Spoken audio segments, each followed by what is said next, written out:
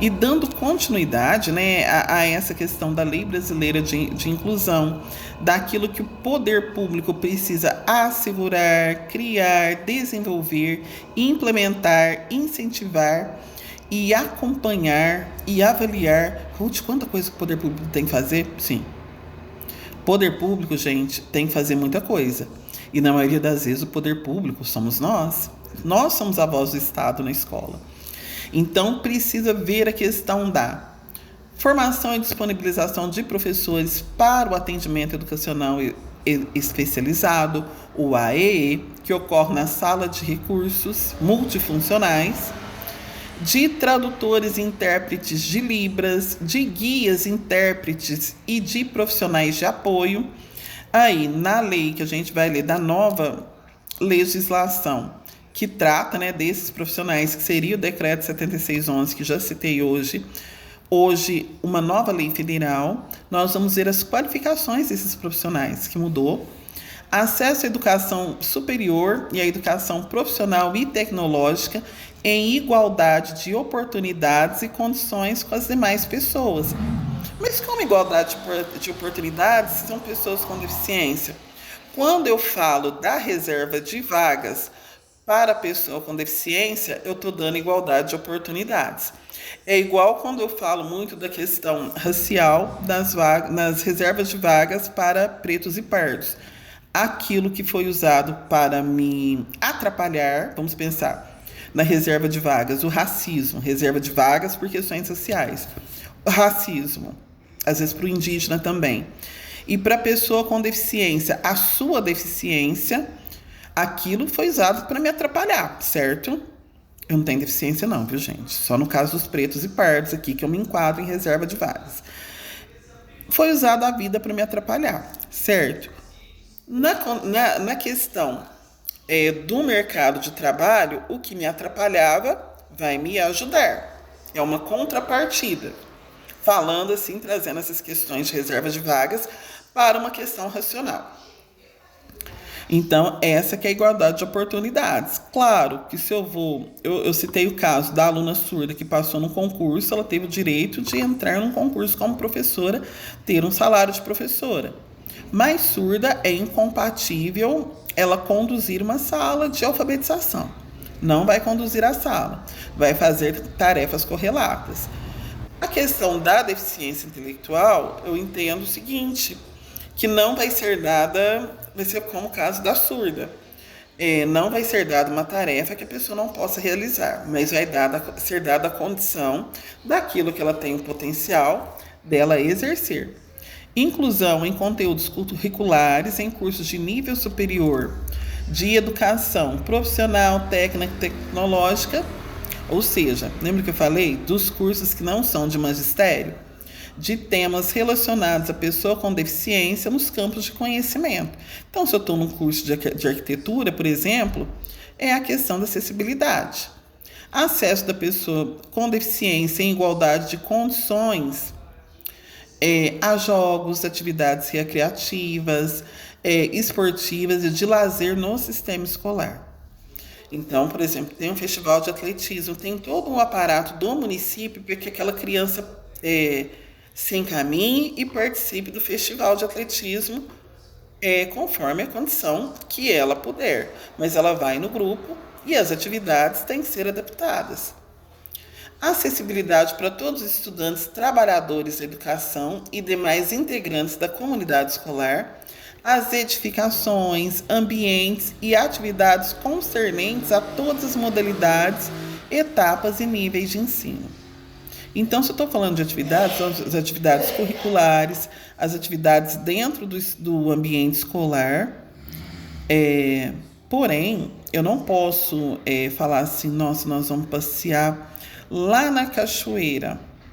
Gente, pense bem antes de passear na cachoeira. Se tem uma criança cadeirante, eu tenho que dar jeito de levar? Né? Eu não posso chegar para o pai e falar, não tem condição de levar a cadeira na cachoeira.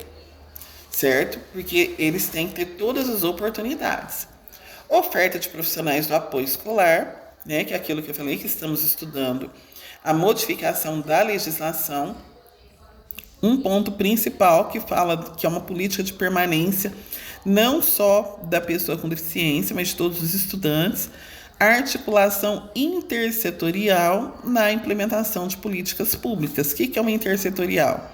Eu estou na escola, então eu preciso da assistência social. Quando meu aluno, por exemplo, tem um diagnóstico de uma deficiência intelectual, ele precisa da assistência social para conseguir o benefício, do contato com uma escola especializada, como uma PAI, uma Caminhar, uma PADA, de questões relacionadas à saúde, para os atendimentos das terapias, das fisioterapias. Então, precisa de todo um município. Isso é uma intersetorial. Isso que eu falo que é a sociedade. Precisa de todo o município para atender aquela criança e efetivar os seus direitos. E a escola é o articulador maior. Gente, vocês não têm noção. A escola hoje tem até que verificar se o menino tem o nome do pai na certidão de nascimento. Ruth, por que a escola tem que fazer isso? Porque a escola é um lugar onde a informação está organizada. É muito mais fácil pedir para a escola do que para outro setor. Então, é a colaboração entre escola e sociedade. Só que eu vejo até isso, né? A escola colabora muito mais com a sociedade do que a sociedade está colaborando com a escola. Porque a escola faz todo o encaminhamento para que a criança tenha seus direitos efetivados e muitas vezes a escola descobre, mas trava nos acessos que são de outros órgãos. Mas eles têm que colaborar, porque tudo não é um sistema de colaboração e um aluno, né, e a criança na escola ele é aluno, na OBS ele é paciente, na assistência ele é um usuário, mas ele é a mesma pessoa que precisa ser atendida. Instituições privadas de qualquer nível e modalidade. Vamos lembrar das instituições privadas, com lucro, sem lucro, com creche, com APAE, com escolas particulares. Aplique-se obrigatoriamente os dispostos nesse artigo que nós estamos lendo, sendo vedada a cobrança de valores adicionais de qualquer natureza em suas mensalidades, anuidades e matrículas no cumprimento dessas determinações. Então, a gente sabe, por exemplo, que os profissionais de apoio escolar hoje, eles são obrigatoriedade garantida, primeiro pelo decreto que caiu e agora pela lei federal que os substituiu. O que nós estamos vendo hoje? Um pouco por isso também, que o município praticamente não está comportando, porque ele prevê um número de profissionais de apoio escolar, o trânsito de pessoas das escolas particulares procurando o município, porque nenhuma escola pode negar a vaga, mas tem seus argumentos, cobranças, assim, não sei entrar em detalhes. Mas o pai da escola particular está procurando os profissionais do município, as escolas do município. Se essas leis estão sendo infringidas, não sei. Não tem nenhuma pessoa da minha família com deficiência em escola particular, para eu saber. Mas algumas questões aqui são devido a isso, porque a escola ela tem que providenciar os profissionais de apoio escolar e não podem aumentar preço por conta disso. Então, a gente está vendo um trânsito enlouquecido. E as pessoas que vêm de escolas particulares, que visam a renda, elas não querem qualquer escola. Elas querem as escolas mais centralizadas do município, as escolas mais conceituadas, e isso está impactando na contratação de profissionais que não têm sido suficientes aí nos últimos 2, 3 anos. Um pouco também pela sofisticação dos laudos, né? Eu lembro que um aluno que há 10 anos seria um aluno de extrema dificuldade, hoje já se consegue detectar que não é só dificuldade, é deficiência intelectual, né? Mesmo que num grau leve, é um autismo em grau leve, o que não dava em exame há poucos anos atrás. Então, o refinamento é a própria medicina e esse trânsito de crianças aí das redes privadas para a pública por esse atendimento. Agora, falei que mudou muita coisa, né? Que entrou muita coisa aí na legislação que protege a criança com surdez. Então, muito foi acrescentado na LDB, na Constituição, no que se refere à educação especial da criança surda ou com perda auditiva, ou seja, da criança com deficiência auditiva. Vai-se ver que os tradutores e intérpretes de Libras, que é a primeira língua do surdo, nunca esqueçam, a primeira língua do surdo é a Libras, não é a língua portuguesa. Isso é questão de concurso. Aparece sim, desenhadinho. Qual que é a primeira língua do surdo? Claro que não. Aparece envolto numa questão grande que você tem que depreender dali, que você tem que saber isso. Então, os tradutores e intérpretes de Libras na educação básica, ou seja, para os nossos alunos pequenos, ali do infantil ao médio, devem ter, no mínimo, ensino técnico completo e certificado de proficiência em Libras, Língua Brasileira de Sinais. Os tradutores e intérpretes de Libras, quando direcionados a tarefas de interpretar a aula, né? Eles falam assim que é tão complexo aquilo de interpretar que depois eles nem lembram da aula, porque ficaram focados ali e passar o que o professor o que o professor da sala estava ensinando, né? Eu conversando com alguns professores de Libras. Quando direcionados à tarefa de interpretar nas salas de aula de graduação, de pós-graduação, devem possuir nível superior com habilitação, prioritariamente. Olha o diploma que o professor de Libras tem que ter. Tradução e interpretação em Libras. Né? Então, isso é o prioritário. Quer dizer que não é só essa. Né? Mas tem que ter o curso superior. Lembrando, para o menino do ensino básico, o intérprete de Libras tem que ter ensino médio e certificado de proficiência.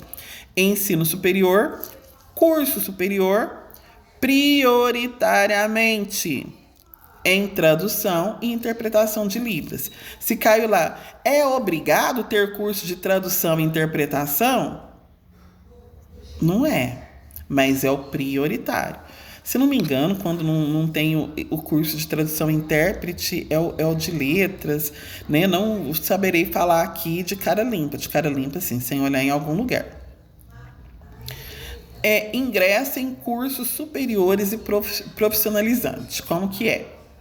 Atendimento preferencial à pessoa com deficiência, nas dependências da instituição de ensino superior e nos serviços.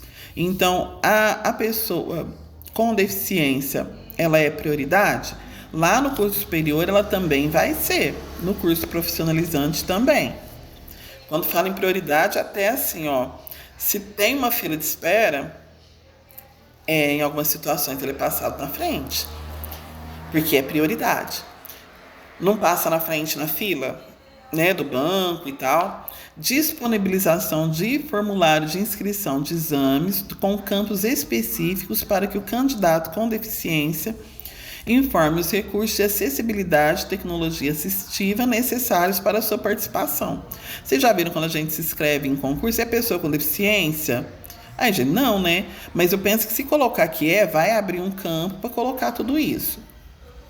O que precisa, né? A prova adaptada, intérprete, disponibilização de provas em formatos acessíveis para atendimento às necessidades específicas do candidato com deficiência, disponibilização de recursos de acessibilidade e tecnologia assistiva adequados, previamente solicitados e escolhidos pelo candidato, porque lá na inscrição do concurso, ele vai escrever aquilo que ele precisa. O menino vai prestar um Enem, ou concurso, né? Dilação do tempo conforme demanda apresentada pelo candidato com deficiência. Eu fico imaginando o Enem, dá até angústia, né? 5 horas de Enem. E o candidato com deficiência, eu não vou saber precisar agora quanto tempo tem a mais, mas ele tem o tempo a mais para fazer a prova. No Saresp também, eu lembro que o dia que a gente estava no Saresp, nossa, pro fulano, pro Beltrano tem que ficar mais ainda, mas eles conseguiram terminar mais ou menos no tempo. Tanto na realização de exame para a seleção, quanto nas atividades acadêmicas. Tudo tem que ter um tempo de acordo com o que o menino precisa. Ou jovem ali, né, ou adulto no concurso. mediante prévia solicitação e comprovação da necessidade. A adoção de critérios de avaliação das provas escritas, discursivas ou de redação que considerem a singularidade linguística da pessoa com deficiência no domínio da modalidade escrita da língua portuguesa. Então, esses dias eu aprendi, né, que eu tive muito aluno com perda auditiva, mas foi no infantil e primeiro, né, que muitas vezes ainda não estava alfabetizado, que o surdo não tem preposição, né, então diz que o texto do surdo, né, que eu estava vendo esses dias, de aluno que foi meu, é um tijolão. Aí eu pergunto, vocês conseguem ler? Eles conseguem, né? Tem que ser considerado isso também, que o surdo não tem esse uso da preposição, então é uma característica. E a tradução completa do edital e de suas retificações em libras. E é interessante aqui, não consta, né?